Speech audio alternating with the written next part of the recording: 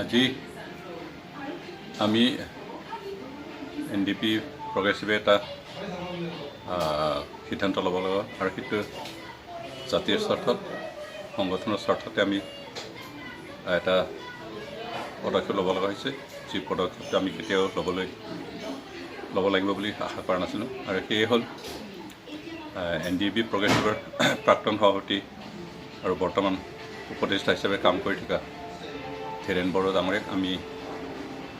যোৱা 17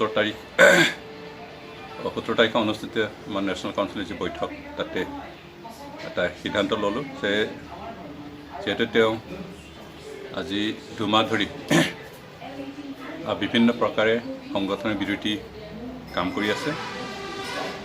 সংগঠনৰ নীতি আদৰ্শ সম্পূৰ্ণৰূপে বাদ দি তেওঁ কেতিয়াবা ধৰ্মৰ নামত কেতিয়াবা বিভিন্ন অজুহাত দেখুৱাই দল আৰু সংগঠনটো কেনেকৈ বিভাজন কৰিব পাৰে তাৰ এটা প্ৰচেষ্টা চলাই থকা আমি পাইছোঁ লগতে যেটা আমি বৰ্তমান all Bodo students union NDFB progressive people's generation committee for Bodoland movement আৰু লগতে UPPL এই চাৰিটা দল একত্ৰিতভাৱে এটা আন্দোলন চলাই আছোঁ আৰু এই দলকেইটাৰ মাজতো এটা বিভাজন আনাৰ কাৰণে চেষ্টা চলাই আছে তেখেতৰ এই বিভাজনমুখী আৰু নীতি আদৰ্শবিহীন কাম কৰাৰ কাৰণে আমাৰ সংগঠনৰ লগতে ৰাইজৰ বিশেষকৈ বড়ো ৰাইজৰ বিৰোধী কামবোৰত জড়িত থকাৰ কাৰণে লিপ্ত হোৱাৰ কাৰণে আমি তেখেতক বহিষ্কাৰ কৰিলোঁ তেখেত এতিয়াৰ পৰা দলৰ কোনো সদস্য নহয় বিষয়ববীয়াটো নহয়েই দলৰ সাধাৰণ মেম্বাৰো নহয়